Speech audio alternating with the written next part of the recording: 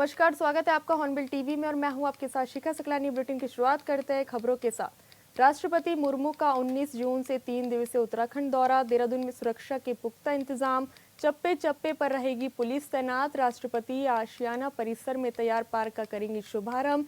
21 जून को अंतर्राष्ट्रीय योग दिवस के कार्यक्रम में भी होंगी शामिल। प्रस्तावित कार्यक्रम में करेंगी शिरकत। आपको बता दें कि राष्ट्रपति मुर्मू 3 दिवसीय दौरे पर उत्तराखंड में आ रही हैं। ऐसे में पुलिस प्रशासन द्वारा पुख्ता इंतजाम उनके कार्यक्रम को लेकर किए गए हैं। आशियाना परिसर में तैयार पार्क का शुभारंभ करेंगी राष्ट्रपति। मुर्मू के दौरे को लेकर पुलिस प्रशासन द्वारा पुख्ता इंतजाम किए गए हैं। उत्तराखंड दौरे पर आने वाली हैं राष्ट्रपति मुर्मू। 19 जून से 3 दिवसीय उत्तराखंड दौरे पर रहेंगी राष्ट्रपति द्रौपदी मुर्मू। प्रस्तावित कार्यक्रम भी करेंगी शिरकत। राष्ट्रपति के दौरे को लेकर पुलिस द्वारा पुख्ता इंतजाम किए गए हैं।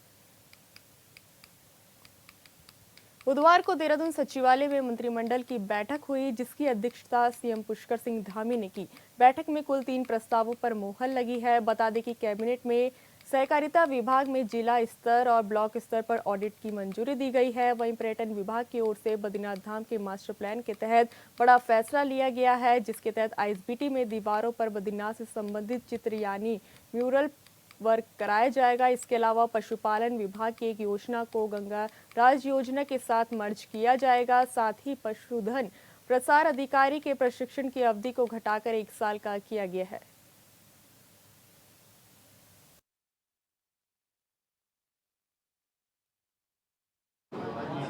जैसा कि आज माननीय मंत्रिमंडल में जो बिंदु निर्णय हो रहे हैं, मैं आपको बताऊंगा।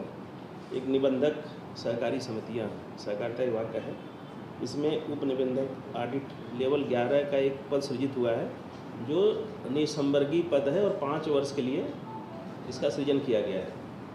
और ये सहकारिता विभाग में अभी तक ऑडिट नहीं होते थे, उसको लेकर के ऑडिट सेवा का एक व्यक्ति डेपुटेशन पे 5 साल के लिए विभाग में लिया जाएगा, जो सभी स्तर की, जो भी छोटे जिला स्तर की या ब्लॉक स्तर की जो भी सोसाइटीज़ हैं या राज्य स्तर की हैं, सभी का ये ऑडिट करेंगे।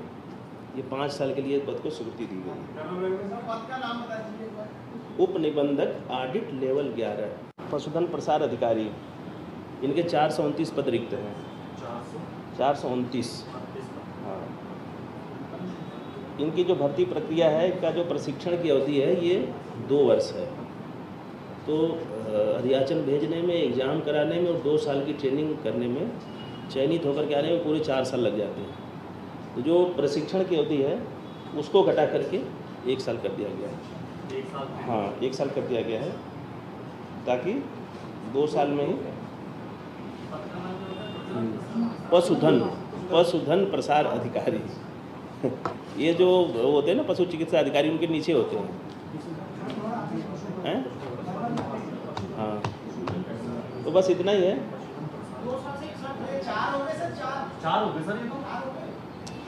आप समझे नहीं? मतलब जैसे ये जो डेयरी और पशुपालन के 2 थे ना, वो ये 2 थे। पशुपालन विभाग की एक योजना है और एक डेयरी विभाग की योजना है। हाँ, पशुपालन विभाग में अनुसूचित जाति वर्ग के लोगों को गाय दी जाती हैं 90% की सब्सिडी पे। वैसे ही डेयरी विभाग के द्वारा गंगा गाय योजना है। उस गंगा गाय योजना, डेयरी विभाग की गंगा गाय योजना है और पशुपालन विभाग की अलग से सब्सिडी स्कीम है। इन दोनों योजनाओं को आपस में मर्ज करने पर सहमति दी गई है। ठीक है। इसमें पहले केवल अनुसूचित जाति जनजाति वर्ग के लोगों को ही सब्सिडी दी जाती थी। अब इसमें सामान्य वर्ग के लाभार्थियों को भी सब्सिडी प्रदान की जाएगी। केदारनाथ पैदल मार्ग पर जंगल चट्टी के पास पहाड़ी से बोल्डर गिरने से बड़ा हादसा हो गया, जहां मलबे की चपेट में आए 5 लोगों में से 2 की मौके पर ही मौत हो गई, जबकि 3 लोगों की हालत गंभीर है। मौके पर पहुंची एसडीआरएफ ने रेस्क्यू कर घायलों को इलाज के लिए अस्पताल पहुंचाया।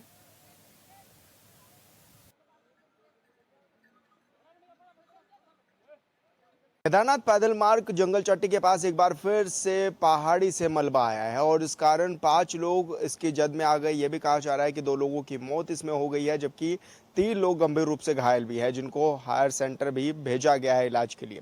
तो आपको बता दें कि इन दोनों मौसम विभाग ने भी मौसम का अलर्ट जारी किया हुआ है और ऐसे में जगह जगह पहाड़ों में भूस्खलन की तस्वीरें भी सामने आने लगी हैं और बरसात भी अपना कहर बरपा रही है। ऐसे में सभी को ये भी कहा जा रहा है कि आप सतर्कता के साथ यात्रा करें, यानी कि जो लोग चारधाम यात्रा में जा रहे हैं और खासकर केदारनाथ यात्रा कर रहे हैं, उनसे ये भी निवेदन किया गया है कि आप अपनी सुरक्षा के मद्देनज़र अपनी यात्रा को करें और साथ ही सरकार की ओर से और मौसम विभाग की ओर से जो भी गाइडलाइंस जारी की जा रही है उनका पालन भी करें, क्योंकि आज जिस तरह से यह हादसा हुआ, ऐसे में यह भी कहा जा रहा है कि अभी यात्रा मार्ग पर दोनों तरफ से आवाजाही को रोका गया है। हालांकि ये बताया जा रहा है कि 2 लोगों की मौत की पुष्टि हो गई है, 3 लोग इसमें घायल बताए जा रहे हैं और सभी की शिनाख्त भी की जा रही है कि कौन कहाँ से रहने वाले थे और इनकी उम्र क्या थी और जेंडर क्या थे, वो भी सब शिनाख्त की जा रही है। हॉर्नबिल टीवी के लिए देहरादून से विशाल गर्ग।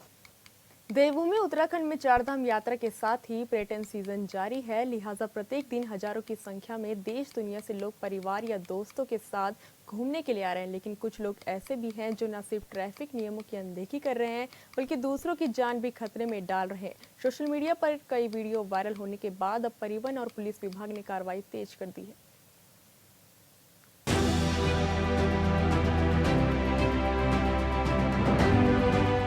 उत्तराखंड में आने वाले पर्यटकों के कई वीडियो सोशल मीडिया पर वायरल होने के बाद अब परिवहन और पुलिस ने कार्रवाई तेज कर दी है। देहरादून सहित कई जिलों में जगह जगह वाहन चेकिंग तेज कर दी गई है और नियमों की अनदेखी करने वालों पर एक्शन भी लिया जा रहा है।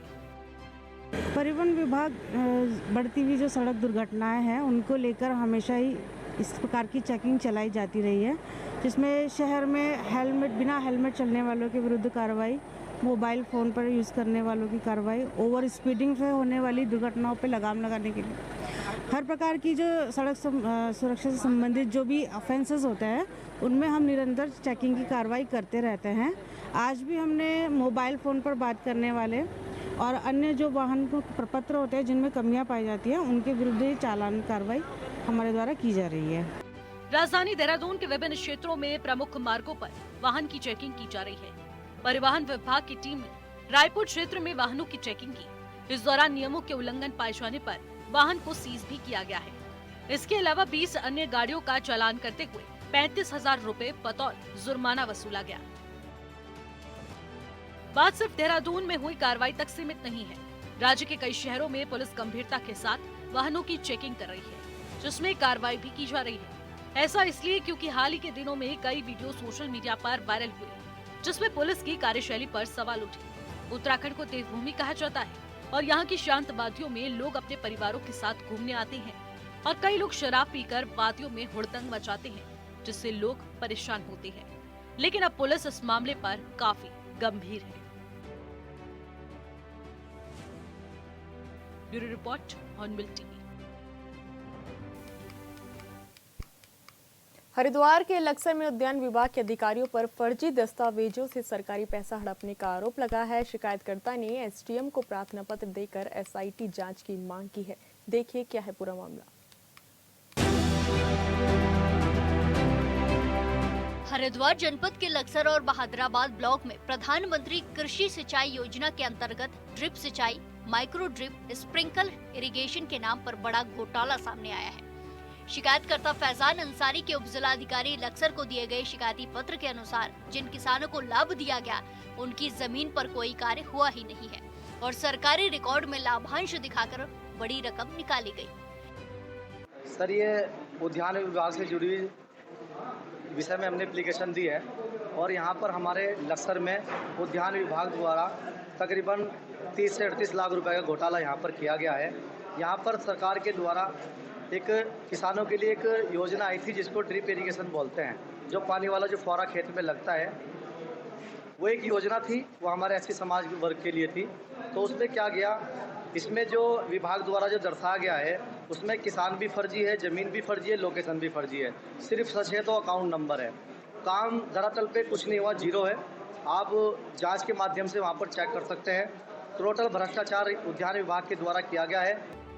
शिकायतकर्ता का आरोप है कि 32 लाभार्थियों के नाम पर 27,65,004 रुपए की सरकारी धनराशि का गबन किया गया है। इन लाभार्थियों में से अधिकांश को योजना की जानकारी तक नहीं है और जिनके नाम पर भुगतान दिखाया गया उनके खेतों में कोई माइक्रो ड्रिप अथवा स्प्रिंकल सिस्टम नहीं लगाया गया है। कुछ लाभार्थियों ने स्पष्ट रूप से कहा है कि उनसे कोई सहमति नहीं ली गई है और उनके नाम से फर्जी शपथ पत्र तक तैयार कर फर्जी हस्ताक्षर किए गए हैं। इस संबंध में हमने अपने जिला अधिकारी डीएम साहब को भी शिकायत पत्र दिया है। जो हमारे उद्यान विभाग के जो अधिकारी है तेजपाल जी, उनको भी हम शिकायत पत्र दे चुके हैं। कल मैं खुद अपने उप जिला अधिकारी एचएम साहब को इस विषय में शिकायत पत्र दिया है और आज तहसील दिवस है, इसमें भी मैंने दिया है, ताकि ये जो किसानों के द्वारा जो हमारे माननीय मुख्यमंत्री उत्तराखंड पुष्कर सिंह धामी जी रात दिन किसानों के लिए मेहनत कर रहे हैं, तरह तरह की योजनाएं वो किसानों के लिए ला रहे हैं, लेकिन वो किसानों को नहीं मिल पा रही है। शिकायत में ये भी कहा गया है कि उद्यान अधिकारी और ब्लॉक स्तर के कर्मचारियों ने योजना की सफलता दर्शाने के लिए किसानों के फर्जी फोटो और लोकेशन दिखाकर पोर्टल पर रिपोर्ट लगाई, जबकि मौके पर कोई काम नहीं हुआ है। इतना ही नहीं, एक लाभार्थी मदनपाल के नाम पर 87,657 और 1,53,140 का भुगतान दिखाकर फर्जी हस्ताक्षर और रजिस्ट्रेशन के कागज लगाए गए, जबकि लाभार्थी ने किसी भी प्रकार के दस्तावेज पर हस्ताक्षर न किए जाने की पुष्टि की है। भ्रष्टाचार अधिकारियों के द्वारा किया जा रहा है। अब ये भ्रष्टाचार हो चुका है। मैं चाहता हूं कि इसकी अच्छे से जांच की जाए। तकरीबन 38 लाख रुपए का इसमें घोटाला है किसानों का, और इसकी आप खेत में जाके भी देख सकते हैं सिर्फ इन लोगों ने क्या किया। तहसील दिवस में क्या आश्वासन? तहसील इन्होंने बोला है कि इसमें जांच गठित की जाएगी, इसके द्वारा जांच की जाएगी। और इसमें सर इन्होंने विभाग के अधिकारियों ने क्या किया, खेत में गए, एक लाइन होती है इनके पास, वो गाड़ी की डिग्गी में रहती है ओनली, उसके बाद वो खेत में डलती है, डलने के बाद जीरो टैगिंग के फोटो होते हैं, फोटो होने के बाद वो सिर्फ पूरी लाइन गाड़ी की डिग्गी में वापस चली जाती है और इसको दिखा दिया जाता है जीरो टैगिंग के कि हमने काम कर दिया है। वहीं एसडीएम लक्सर सौरभ असवाल ने बताया कि फैजान नामक व्यक्ति ने शिकायत पत्र दिया है। शिकायत पत्र के आधार पर टीम गठित कर जांच की जाएगी। यदि योजना वितरण में कोई अनियमितताएं पाई जाती हैं तो दोषियों के खिलाफ उचित कानूनी कार्रवाई कराई जाएगी। इन्होंने एक उद्यान विभाग से रिलेटेड शिकायत आई थी, जो हमने आपके इनके जो चीफ हॉर्टिकल्चर ऑफिसर हैं उनको लिखा है। उनकी तरफ से जो जांच होगी और जो रिपोर्ट देंगे, उसके बाद अगर उसमें कोई निष्कर्ष निकलता है और अगर वो कोई कार्रवाई करते हैं और अगर नहीं होती है तो फिर हम उसमें अपनी तरफ से भी, अपने विभाग की तरफ से भी उसमें जांच करवाएंगे। शिकायतकर्ता ने मामले में एसआईटी जांच की मांग की है और दोषियों के खिलाफ मुकदमा दर्ज कर जेल भेजने की अपील की है। उसने ये भी अनुरोध किया है कि दोषी अधिकारियों को निलंबित कर उनकी संपत्ति की जांच की जाए और पीड़ित किसानों को वास्तविक लाभ दिलाया जाए। यदि उच्च स्तरीय जांच नहीं की जाती है तो ये मामला किसानों की आस्था और सरकारी योजनाओं की पारदर्शिता पर बड़ा प्रश्न चिन्ह बनकर रह जाएगा।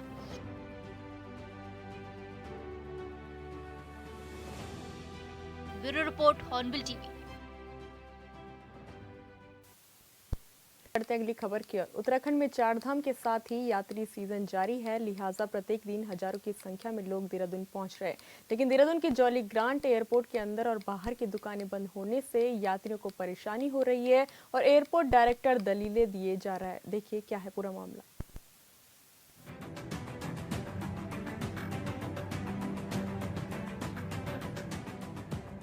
देहरादून में जॉली ग्रांट एयरपोर्ट टर्मिनल भवन के अंदर और बाहर फूड एंड बेवरेजेस की सभी दुकान एयरपोर्ट प्रशासन के नोटिस की समय अवधि समाप्त होने के बाद बंद कर दी गई है। लिहाजा यात्रियों को परेशानी का सामना करना पड़ रहा है। जानकारी के मुताबिक एयरपोर्ट परिसर में करीब 16 दुकानें टेंडर के तहत संचालित होती थी, जो कि एयरपोर्ट की ओर से पूर्व में निकाले गए टेंडर के तहत संचालित थी। इसका भुगतान टेंडर लेने वाले ठेकेदार को करना पड़ता था, लेकिन हाल के महीनों में करोड़ों रुपए का भुगतान ठेकेदार की ओर से नहीं किया गया। एयरपोर्ट पे हमने F&B के लिए मास्टर कंसेशनर अपॉइंट किया था थ्रू टेंडर प्रोसेस। उस एजेंसी ने पैसा देना बंद कर दिया एयरपोर्ट अथॉरिटी को, जबकि जो उन्होंने आउटलेट दिए थे उनसे वो पैसा ले रहे थे। उनके ऊपर 3.5 करोड़ के लगभग ड्यूज हो गए थे। उनको नोटिस दिए गए पैसा जमा कराने के लिए, उन्होंने पैसा नहीं जमा कराया। पैसा नहीं जमा करा तो फर्दर उन्होंने नोटिस दिया गया टर्मिनेशन का। 7 दिन के बाद 6 नाइट तक उनका टाइम पीरियड था, उन्होंने कोई पैसा नहीं जमा किया। इसके लिए वो कोर्ट में भी गए, लोअर कोर्ट, हाई कोर्ट, जहाँ से टर्न डाउन कर दिया गया। जॉली ग्रांट एयरपोर्ट पर खाने पीने की दुकान लगभग पिछले 7 जून से बंद है। चारधाम यात्रा और पर्यटन सीजन में प्रत्येक दिन हजारों यात्री दून पहुंच रहे हैं, पर यात्रियों को परेशानियों का सामना करना पड़ रहा है।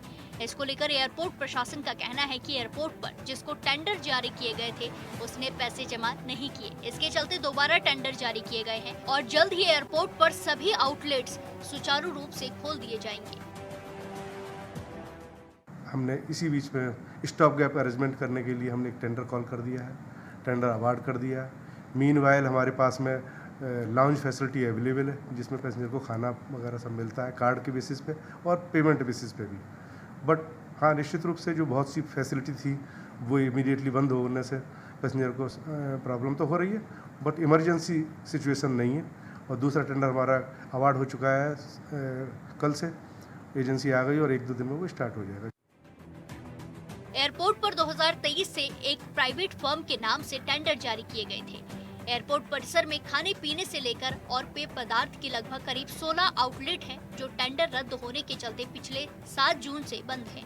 एयरपोर्ट प्रशासन का कहना है कि कोर्ट से भी एयरपोर्ट के पक्ष में फैसला आया है। हवाई पैसेंजर्स की परेशानी को देखते हुए जल्द सभी आउटलेट्स सुचारू रूप से संचालित किए जाएंगे। Bureau report, hornbill TV.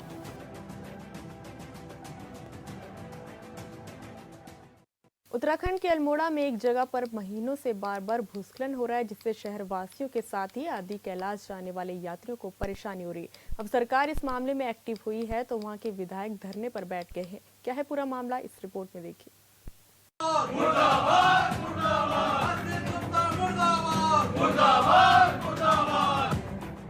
Almora के क्वारब क्षेत्र में वैकल्पिक सड़क निर्माण को लेकर सरकार की कार्यप्रणाली पर सवाल उठाते हुए अल्मोड़ा विधायक मनोज तिवारी आंदोलन पर उतर आए हैं।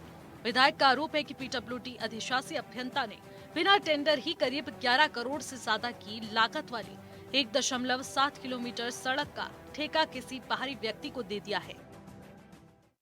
अधिशासी अभियंता प्रांतिखंड द्वारा 10 करोड़ 23 लाख का जो काम स्वीकृत हुआ था और उस काम को किसी बाहर के ठेकेदार को बिना टेंडर के, जबकि कहीं पे भी ऐसा कोई प्रावधान नहीं है और उसमें अनिवार्यता है कि उसका टेंडर होना चाहिए, लेकिन इन्होंने उस काम को ठेकेदारों को बिना टेंडर के दे दिया गया है। कांग्रेस कार्यकर्ताओं के साथ अधिशासी अभियंता कार्यालय का घेराव करते हुए विधायक तिवारी वहीं पर धरने पर बैठ गए। उन्होंने कहा कि यहाँ तो सीधे सीधे भ्रष्टाचार हो रहा है। यदि निर्णय वापस नहीं लिया गया तो जन आंदोलन किया जाएगा और मामला विधानसभा में उठाया जाएगा। और इसमें कहीं ना कहीं भ्रष्टाचार की बू आ रही है। हमारी मांग है कि तत्काल उसका टेंडर किया जाए और जो दोषी अधिकारी जिन्होंने इसको निर्देशित करके काम दिया उनके खिलाफ कार्रवाई होनी चाहिए। और इस बात को लेकर हम सब लोग यहाँ पर धरने में बैठे हैं और जब तक ये कार्रवाई नहीं होगी हम यहाँ पर धरने में बैठे रहेंगे। दरअसल अल्मोड़ा क्वारब राष्ट्रीय राजमार्ग 109 डेंजर जोन बना हुआ है। यहाँ बार बार भूस्खलन की वजह से मार्ग बंद हो जाता है। हालांकि मार्ग को ठीक करने का काम किया जा रहा है, लेकिन शहरवासियों के लिए वैकल्पिक मार्ग भी होना बहुत ज्यादा जरूरी है। लेकिन आरोप है कि बिना टेंडर ही करोड़ों का ठेका बाहरी ठेकेदार को दे दिया गया, जिससे भ्रष्टाचार की इसमें बू आ रही है। Bureau report, hornbill TV.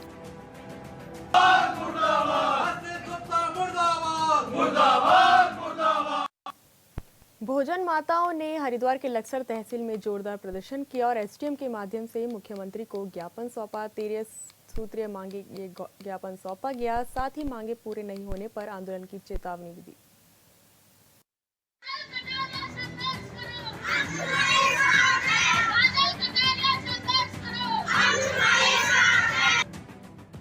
Haridwar के लक्सर तहसील परिसर में खानपुर और लक्सर ब्लॉक की सैकड़ों भोजन माताओं ने जोरदार नारेबाजी करते हुए धरना प्रदर्शन किया।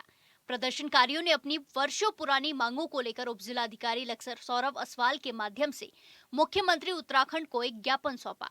धरने का नेतृत्व कर रही ट्रस्ट की राष्ट्रीय अध्यक्ष काजल कटारिया ने कहा कि सरकार की उपेक्षा के कारण भोजन माताओं को न केवल मानदेय में देरी झेलनी पड़ रही है, बल्कि उनसे ऐसे कार्य भी कराए जा रहे हैं जो उनके दायित्व में नहीं आते। हमारा जो विशेष है, एक तो मानदेय को लेकर के 3000 मानदेय है जो कि जीने लायक मानदेय नहीं है। दूसरा है सर, हमारा जो है काम की कोई सुरक्षा नहीं है।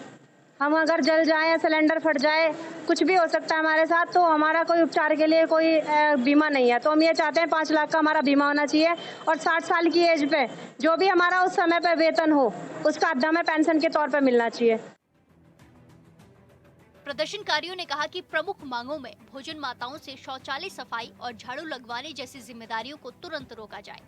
जिन रसोइयों को स्कूलों से निष्कासित किया गया है उन्हें दोबारा नियुक्त किया जाए। सभी रसोइयों का रुका हुआ मानदेय तुरंत जारी किया जाए। एमडीएम योजना को ठेकेदारी प्रथा से मुक्त किया जाए जिससे पारदर्शिता बनी रहे। कार्यरत रसोइयों को उनका मानदेय हर महीने के पहले सप्ताह में बैंक खाते में स्थानांतरित किया जाए। कार्यस्थल पर दुर्घटना की स्थिति में इलाज और 5 लाख रुपए का बीमा सुनिश्चित किया जाए। बढ़ती महंगाई को देखते हुए रसोइयों का मासिक मानदेय न्यूनतम 15,000 रुपए किया जाए। जो भोजन माताओं का शोषण किया जा रहा है, जो टीचर कर रहे हैं अपनी मनमानी से लगा रहे हैं, हटा रहे हैं, जबकि ऐसा कहीं पे भी नहीं है। ना तो वो खंड शिक्षा अधिकारी को सूचना करते हैं, जिसको मर्जी हटा देते हैं, जिसको मर्जी लगा देते हैं। 2-4 सालों से 5-5 सालों से विद्यालय बंद है, लेकिन सरकार की कोई भी नॉलेज में नहीं है। अधिकारी इस तरफ देख ही नहीं रहे हैं। वे स्कूल सरकारी बंद पड़े हुए हैं और 50 या 100 बच्चे हैं तो वहाँ पे आधी किलो दाल दी जा रही है। तो मैं टीचरों से पूछना चाहूंगी, क्या उनके घर से राशन आ रहा है जो इस तरह से करते हैं? मिड डे मील का जो बच्चों को पूरा खाना नहीं दिया जा रहा है। इसके साथ ही सभी रसोइयों के लिए एक समान वेशभूषा निर्धारित की जाए। किसी भी रसोइये को राजनीतिक या सामाजिक दबाव में नौकरी से न निकाला जाए। 60 वर्ष की आयु पूर्ण करने पर रसोइयों को पेंशन की व्यवस्था की जाए और उनके बच्चों की अनिवार्यता की शर्त समाप्त की जाए।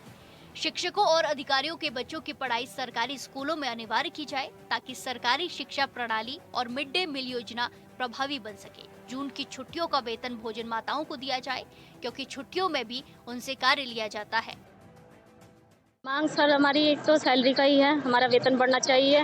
दूसरा हमारा बीमे का है। तीसरा हमारा पेंशन बननी चाहिए जो 60 साल की भोजन माताएं हैं। और चौथा हमारा सबसे पहले इन भोजन माताओं का शोषण खत्म होना चाहिए और अगर जो इनसे हटाया जा रहा है, लगाया जा रहा है, ये भी खत्म होना चाहिए। जो भोजन माताएं कार्य रहते हैं उन्हें कार्य करते रहना चाहिए। अगला हमारा धरना 26 जून का है। अगर हमारी ये मांगे नहीं पूरी होती है तो हम अगला धरना 26 जून को गांधी पार्क में रखते हैं। मांग है कि प्रदेश भर के मदरसों और निजी विद्यालयों की सख्ती से जांच हो और नई मान्यताएं रोकी जाए ताकि सरकारी स्कूलों की छात्र संख्या में सुधार हो सके। वहीं राष्ट्रीय अध्यक्ष काजल कटारिया ने चेतावनी दी है कि यदि सरकार ने इन मांगों पर शीघ्र सकारात्मक कार्रवाई नहीं की तो आगामी 26 जून को देहरादून में प्रदेश स्तर पर व्यापक आंदोलन किया जाएगा। Bureau report, hornbill TV.